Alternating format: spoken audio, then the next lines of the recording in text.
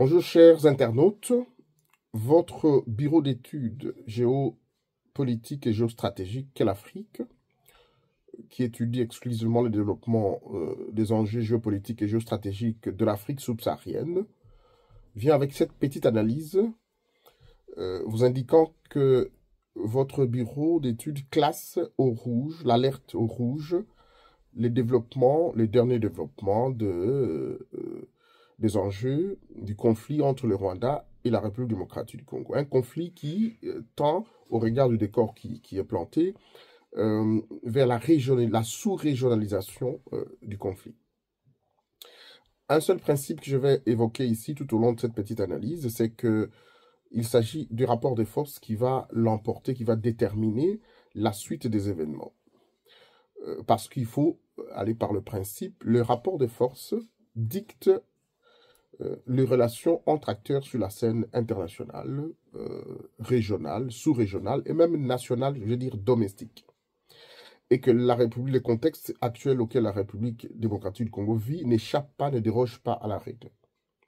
Seulement, le regard, le photogramme de tous les événements indique que nous reculons. La RDC recule environ 25 à 30 ans en arrière. Avec le conflit, la prise de Goma, et j'ouvre une parenthèse très rapidement ici, et je vais le développer tout au long de mon intervention, et même les affrontements qui vont avoir lieu à Bukavu, le M23 qui est en train de s'étendre partout avec l'appui des unités spéciales de l'armée rwandaise, fait que le rapport de force va se renverser et cela va dicter les différents événements dans les options politiques que pourront prendre les différents chefs d'État, qui sont les différents acteurs concernés, les options diplomatiques. Le président Tshisekedi l'a lui-même rappelé à travers le processus de Luanda, mais aussi celui de Nairobi, mais aussi la confrontation militaire qui est inévitable et qui est déjà en cours, occasionnant énormément de morts. Je vous rappelle, je vous donne le principe, c'est le rapport de force qui dicte les relations entre acteurs sur la scène internationale. Revenons, le conflit entre le Rwanda et la RDC à l'époque du président Laurent Désiré Kabila qui a été assassiné.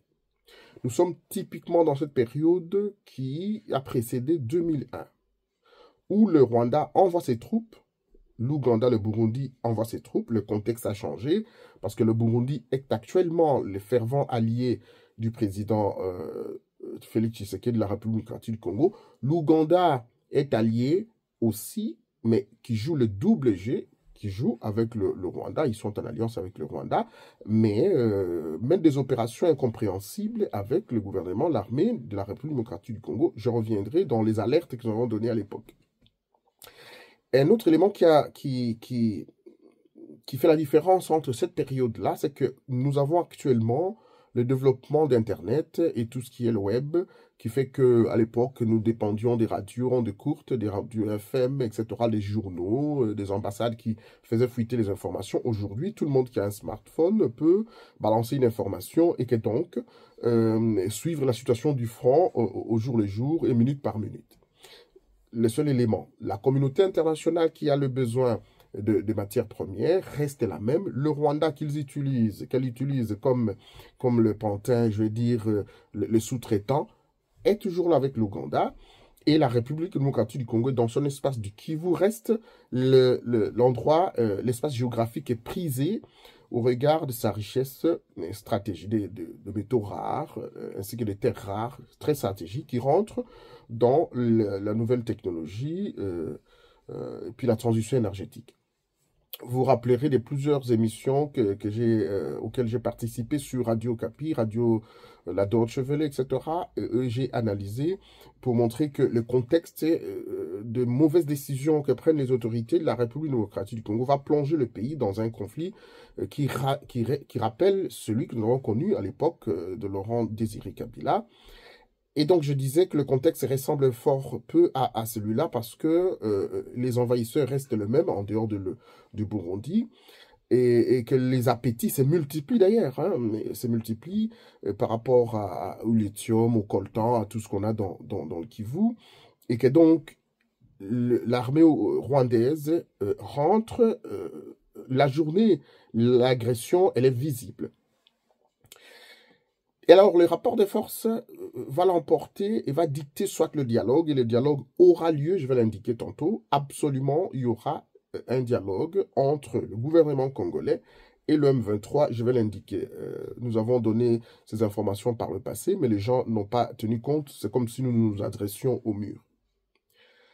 Le fait que le M23 qui s'apprête à attaquer le Bukavu, ils sont en train d'avancer vers Lubero, vers Beni Butembo, vers Kisangani. Je crains fort, je vois les discours du président de la République qui appellent à l'unité, effectivement, derrière l'armée nationale, mais les différentes alertes que les observateurs ont données, que nous avons même données nous-mêmes dans Quelle Afrique, dans sa version individuelle à l'époque, le gouvernement n'a pas tenu compte. Parce que il faut savoir que pour que les rapports de force soient renversés en faveur de l'un ou de l'autre, parce que je rappelle un principe et que j'ouvre une parenthèse, je la ferme tout de suite, on va aux négociations en 3 positions. Position de force, la RDC a perdu un territoire plus vaste que le Rwanda, donc la RDC n'a pas sa souveraineté, donc qu'elle doit recouvrer. On va en position égale, ça veut dire que ni vainqueur ni vaincu, ou on va en position de force. La RDC ne va pas en position de force, la RDC va en position de faiblesse.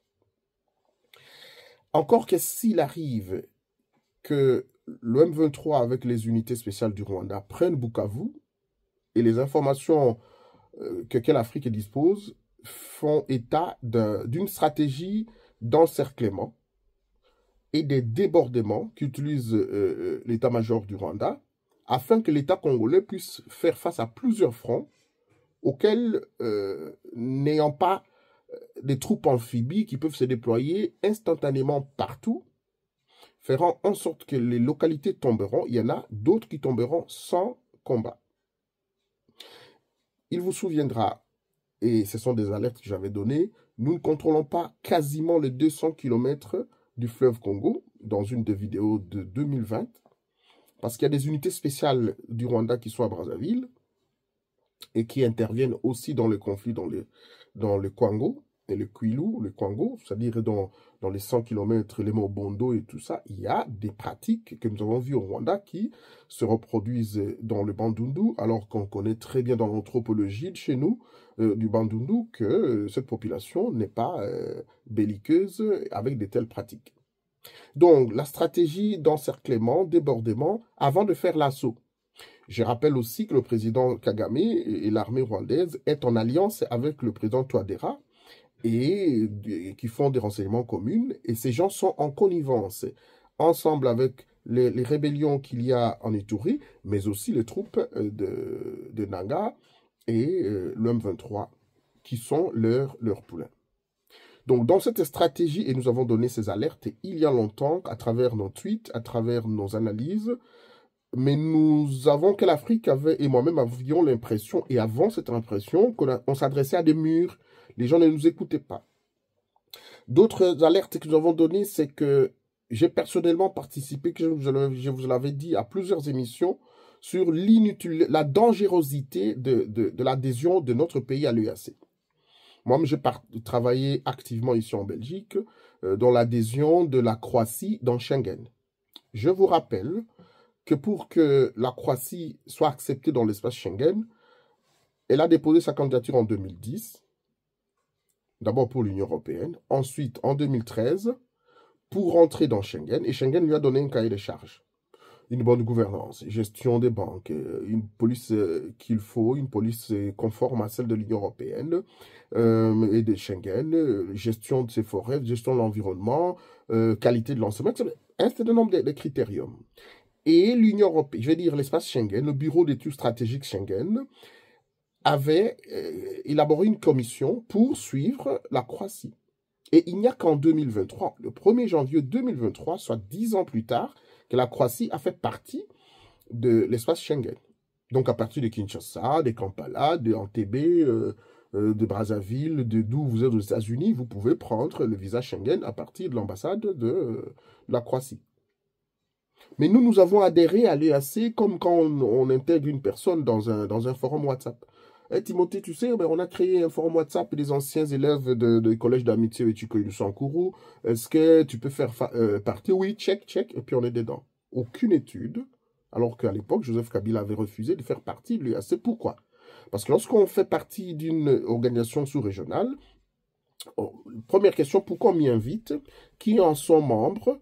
Quelles sont leurs politiques, les relations diplomatiques historiques avec nous? Mais dans l'EAC, vous avez le Rwanda, l'Ouganda, le Burundi, le Kenya, etc., les pays qui nous ont agressés.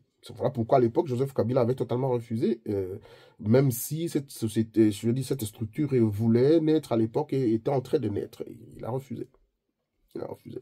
Alors, la première alerte, au-delà de stratégie d'encerclement, nous avons la deuxième alerte, c'était le fait de demander au président de la République de sortir de l'EAC.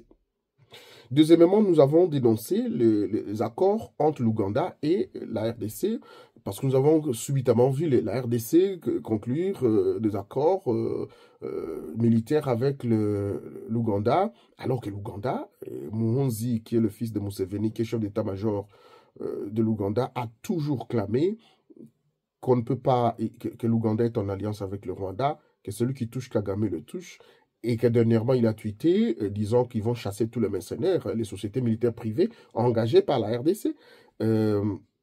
Tous les États, hein, il faut dire que tous les États engagent parfois des sociétés militaires privées, les États-Unis, la France, la Belgique aussi. Il arrive des fois, c'est pas un gros mot ici, c'est tout État est souverain de le faire. Seulement, Mouzi, on le prend pour un ivrogne, mais il dit des choses qu'il devait faire. Et dernièrement, lorsque Goma a été pris, il a dit que dorénavant, on va déplacer les frontières de la RDC. On peut revoir ces frontières parce que, comme Kagame l'a dit au Bénin, non, le Kivu a une partie de la RDC. Alors que le Rwanda et l'Ouganda ont été créés avec des parties de la RDC qui ont été morcelées pour être annexées là-bas. Et donc, Muhonzi, je parlais de Muhonzi, qui est le chef d'état-major de l'armée ougandaise, comme étant un sulfureux, mais qui ne cache pas les intentions de l'Ouganda à envahir. Au moment où je fais cette vidéo, il y a énormément de troupes ougandaises qui rentrent vers Lubero, vers Beni Butembo, comme pour mener des opérations conjointes avec les FARDC contre les ADF Nalu, qui continuent à tuer. Hein. Mais en réalité, c'est pour coïncider avec les troupes des Nanga du M23 pour contrôler le nord Kivu et aller vers Kisangani. Encore que d'autres vont descendre sur le sud Kivu, vers Kindu. Et pour votre information, certains membres du RCD, qui sont des cellules dormantes du RCD, ont été contactés et sont aujourd'hui actifs, même dans les Maniema, même chez moi au Sankuru, ils sont très actifs et vous verrez que certaines villes vont tomber sans guerre, sans affrontement, sans échange de tirs. Ça sera comme ça parce que finalement, il n'y a pas un État stratège de la part de la RDC de la lecture anticipée des événements. La communication. Poser la question au journaliste Marius Muonga, en 2016, j'avais dénoncé le fait que les centraux de télécommunications de nos sociétés de télécommunications sont basés au Rwanda. Ça veut dire que lorsque vous émettez un appel envers moi, envers mes collaborateurs, mes amis, mes collègues qui sont avec moi à Quelle Afrique, et que quelqu'un n'est pas là, le téléphone de votre correspondant est soit éteint, soit hors du périmètre cellulaire. Ou soit lorsque vous lancez un appel et que moi je vous reçois, celui qui nous met en contact, les centraux de télécommunications, c'est basé au Rwanda. Il y a même des livres sur ça. Je l'avais dit en 2016. Je l'avais rappelé en 2018, j'avais rappelé en 2020. Il n'y a aucune disposition qui a été prise. Alors, lorsqu'aujourd'hui, la situation se dégrade de plus en plus, les gens étaient en festivité pendant 6 ans au pouvoir, ivres du pouvoir, etc. Nous avons en bonne et due forme donné, mis par l'esprit patriotique pour donner ces alertes. Il n'y a aucune disposition qui a été prise pour que l'État congolais puisse, par rapport à aux stratégies du Rwanda d'encerclement, de débordement et l'assaut qui est déjà lancé, quelles sont les dispositions qui ont été prises? Aucune. L'EAC, pourquoi nous y restons? Il n'y a personne qui nous donne une réponse en face alors que nous ne profitons rien. Pourquoi les accords avec l'Ouganda alors que l'Ouganda joue les jeux du Rwanda? Il n'y a personne qui nous donne des réponses. Les centres de communication, c'est aujourd'hui qu'on commence à construire une société qui est d'ailleurs étrangère, hein, qui construit les centres de data pour la RDC. Mais là encore, c'est une société étrangère. La RDC n'a même pas de satellite pour lui pour tenter de contrôler ces données. Nous avons donné ces éléments à l'époque. Alors, les rapports des forces je disais que le rapport de force va dicter la suite des événements en RDC, parce qu'il faut savoir que si l'Occident est en train de quitter le Sahel,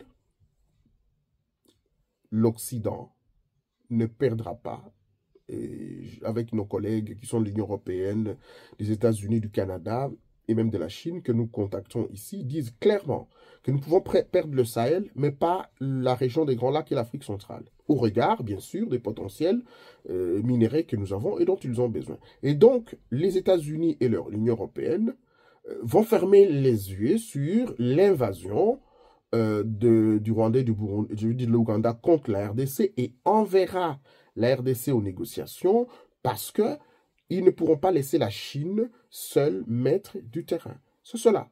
L'enjeu est économique et l'enjeu est profondément géostratégique. Les grandes puissances sont en pleine rivalité en République démocratique du Congo et dans la région, la sous-région des Grands Lacs. Alors, si en amont, nos amis qui sont au pouvoir étaient un petit peu attentifs, moi je n'avais aucun marché à leur proposer, je voulais amener mes idées, ils m'ont clairement dit qu'ils ne veulent pas des gens qui sont indépendants d'esprit comme nous, c'est à quoi j'ai compris, mais il fallait qu'ils prennent nos analyses, qu'ils puissent mettre des politiques afin d'anticiper, parce que gouverner, c'est prévoir, il ne faut pas subir en politique, il faut anticiper.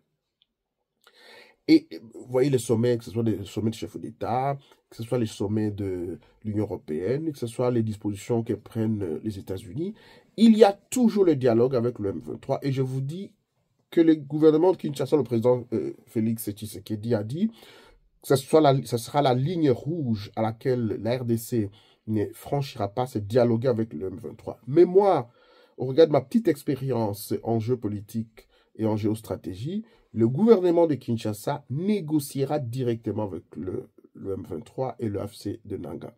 Je vous donne deux principales raisons. Un, les rapports de force, parce qu'ils sont en train d'occuper le terrain. Deux, Vital Kamerhe, président de l'Assemblée nationale, président de l'UNC et membre de l'Union sacrée, a préconisé un couloir humanitaire.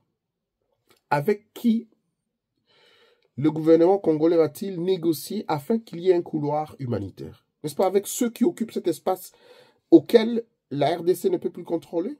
Ça, ce sont les premiers éléments du dialogue. Deuxième élément de dialogue. Lorsque j'ai dit que les États-Unis sont en train de prendre des dispositions avec l'Union européenne pour que le Rwanda retire ses troupes. Lorsque le Rwanda va retirer ses troupes, et le Rwanda retirera ses troupes, il y restera le M23 AFC de Corneille Nangaa sous cet espace que la RDC ne contrôle pas. Et donc, Sultan Makenga, qui est un touti congolais de Massissi, le Corneille Nangaa lui-même le coordonnateur, Bertrand Bissuma, tous congolais, Olivier Ngoma, congolais, l'honorable Jean-Jacques Mamba, congolais, et tous les autres congolais qui sont avec eux sont des congolais. Quand Kagame aura retiré ses troupes, il y restera des Congolais au sein du M23 et de l'AFC. Et que donc l'État congolais sera obligé de négocier avec ces Congolais qui contrôlent une grande partie du territoire. Ils ont une très grande partie du territoire plus grand, plus vaste que le Rwanda. Donc lorsqu'à Kinshasa on dit des choses,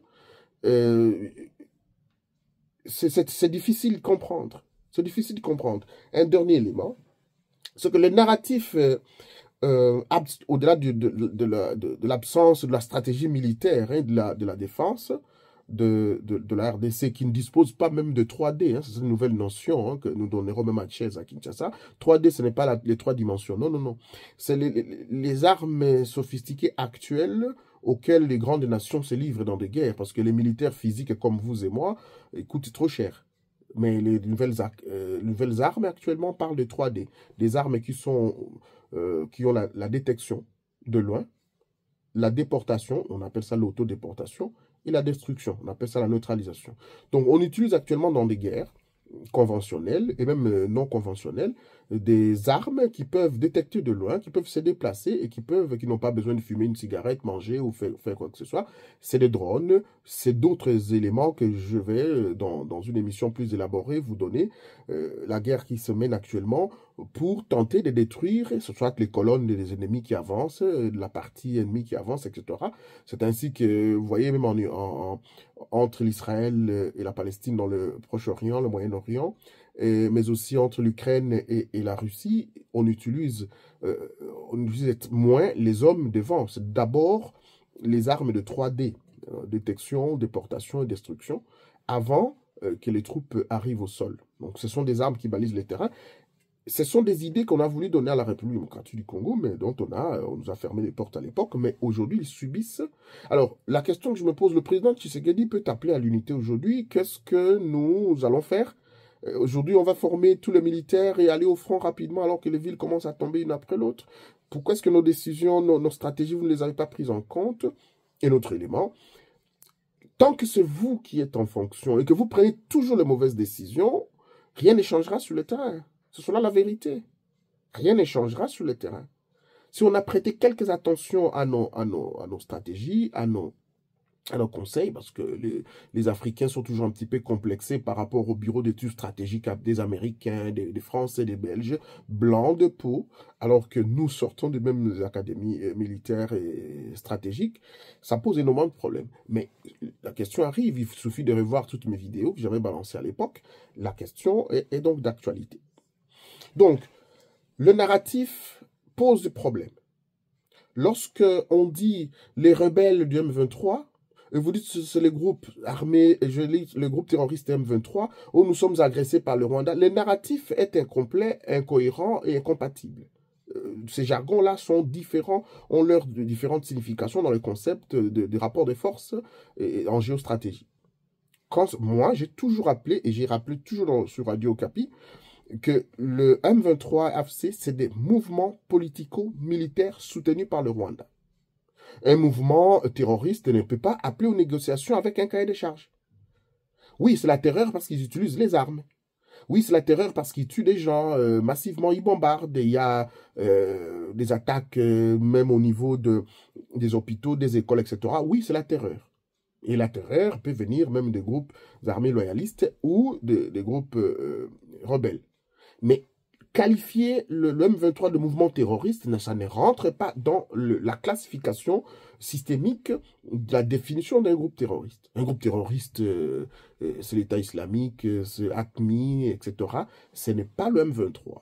J'ai toujours donné ma position comme expert fermement et je suis ouvert au débat parce qu'il y a un cahier des charges. Il y a des revendications sociopolitiques. Ils ont un état-major, ils ont un numéro vert, ils ont des représentants. Donc, ils appellent le gouvernement. À un moment donné, ils ont même reconnu le président Tshisekedi comme président de la République. Ils voulaient travailler. Ils ont des vraies revendications. Et l'autre narratif qui est compliqué pour la RDC, et ça encore, c'est des éléments qu'on a voulu apporter, dont les portes nous étaient fermées, exigeait plutôt que le FDLR rentre, qu'il y ait un vrai dialogue au Rwanda. Si le Rwanda prétend venir chez nous protéger la population Tutsi, mais la RDC peut aussi dire d'aller au Rwanda pour protéger les populations Tutsi congolais et Hutu congolais, les Bantous et les Twa qu'il y a aussi au Rwanda qui sont d'origine de la RDC. On peut aussi griller le poulet avec sa propre graisse, vous vous rappelez de ma théorie. Et lorsque on présente à la RDC toujours la question de FDLR, il fallait poser au Rwanda quel a été un seul acte d'agression, de déstabilisation orchestrée par le FDLR qu'il y a au Kivu. Aucun, depuis l'éclatement du génocide. Et que donc, il fallait que la ministre des Affaires étrangères de la RDC puisse amener le dossier pour dire, nous en avons assez, prenez le Hutu, renvoyez-les, organisez un vrai dialogue chez nous. Nous, on a eu des dialogues chez nous. Les Tutsis, le président Kabila, je veux dire Tshisekedi a dit que les Banyamulenge sont des Congolais, parce que nous avons toujours des frontières. Il y a des Bakongo au Congo, il y en a à Brazzaville, en Angola, il y a des Nandé qu'on appelle les Ira en Ouganda, il y en a en RDC. Donc, nous avons des populations des mêmes ethnies qui sont de part et d'autre des frontières. Les frontières ont été des tracés coloniales, des rapports de force à l'époque de la Première, Deuxième Guerre mondiale et même aux années 1800. Donc, il fallait qu'il y ait un narratif cohérent, compréhensible pour dire, prenez les Hutus, allez organiser, c'est au Rwanda qu'il faut qu'il y ait un dialogue, pas en République démocratique du Congo, on en a eu autant. Et les Banyamulenge ont occupé les hautes fonctions et occupent jusqu'à présent. La dernière nomination, c'est Masuzu, qui est un Tutsi congolais de Massissi, ou c'est pas des Rutshuru, ou c'est pas quoi. Et donc, effectivement, nous avons des parts et d'autres des populations. Il faut qu'il y ait un discours cohérent comme ça, qui n'est pas construit à Kinshasa. Tantôt, des ministres parlent des rebelles, il y en a qui parlent des terroristes, il y en a qui parlent des mouvements politico-militaires. Ben, finalement, il s'agit de quoi? Le narratif n'est pas bien construit. Le seul élément qui est bien construit à Kinshasa, nous sommes agressés par le Rwanda. Ok. Mais le M23 est-il un mouvement terroriste? Moi, en tant qu'expert, je vous dis non. C'est un mouvement politico-militaire au sein duquel se trouvent des troupes spéciales du Rwanda. Et donc, le Rwanda nous envahit avec l'appui de l'Union européenne. Je termine ma vidéo par là. Il faut savoir que le Rwanda est un sous-traitant qui ne peut pas faire la guerre avec la RDC. Le Rwanda est soutenu par les États-Unis et l'Union européenne. Et que donc nous faisons, la RDC fait face, fait la guerre, mène la guerre contre les États-Unis, contre l'Union européenne, sur son sol, via l'Ouganda et le Rwanda, interposés qui sont dans la sous-traitance. Alors, maintenant, on peut appeler à l'unité aujourd'hui. Qu'est-ce que nous pourrions faire alors que 5 ans, 6 ans, nous mettons sur la place publique nos analyses, nous alertons qu'il n'y a personne qui prend ces analyses qui sont faites de toutes les privations. Nous privons à nos enfants le moment d'être avec eux. Au moment où je tourne cette vidéo, nous sommes à la 27e, peut-être 27e minute. Ma famille est là. Je ne m'occupe pas de ma famille. Je donne tout pour la République. Mais pour ceux qui arrivent au pouvoir et ferment les oreilles parce qu'il faut un marché pour qu'ils aient des pourcentages, etc. Ils ne veulent pas des têtes qui réfléchissent. Mais après, quand vous avez vous-même brûlé la case, non, venez éteindre. Je n'ai plus de moyens pour le faire. Qu'est-ce que je ferai? Je soutiens le président Tshisekedi, je soutiens l'armée. Mais tant que c'est vous qui êtes là, en fonction, prenant toujours les mauvaises décisions, ayant des agendas cachés, donc nous ne savons pas comment vous les avez conclus, il faut que vous puissiez vous-même résoudre le problème. C'est cela la question.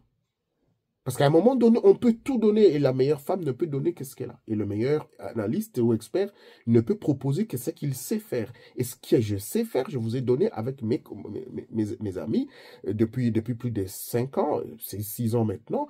Et vous savez, tout ce que vous avez pu faire avec nos analyses, c'est les oublier. Sauf que de l'autre côté, on ne blague pas, le Rwanda ne blague pas à un bureau d'études stratégiques, géostratégie, géopolitique, qui actualise leurs connaissances, qui étudie leurs besoins, parce que la guerre est un besoin. En matière de géopolitique et de géostratégie, je termine par là, la guerre est un besoin.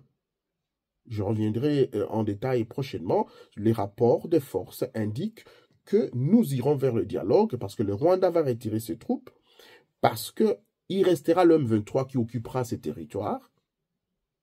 Et au sein de ce M23, quand on aura retiré les troupes des Ougandais, des Kenyans d'ailleurs qui sont dedans, et des Rwandais, ils resteront des Congolais avec qui le gouvernement sera obligé de dialoguer parce que le M23 et AFC aura occupé un espace important de territoire et que donc on ne se contentera pas, oui, ok, les Rwandais s'est retiré, mais vous, le M23, vous restez là où vous êtes.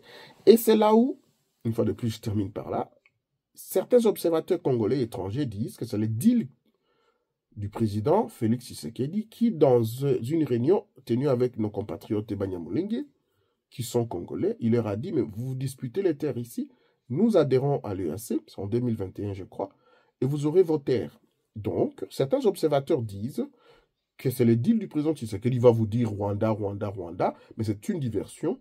Les accords qu'il a conclus, c'est pour donner une partie de la République démocratique du Congo céder au Rwanda pour qu'il, lui, reste président de la République démocratique du Congo. De l'autre côté, voilà pourquoi Canal Plus commence à vous avancer les images Congo Ouest, Congo Est, Congo Nord, quelque chose comme ça. On prête des intentions et qui semble être vrai au regard du fait que le président Félix Tshisekedi, qui est patron de la diplomatie, ne sort pas notre pays de l'EAC.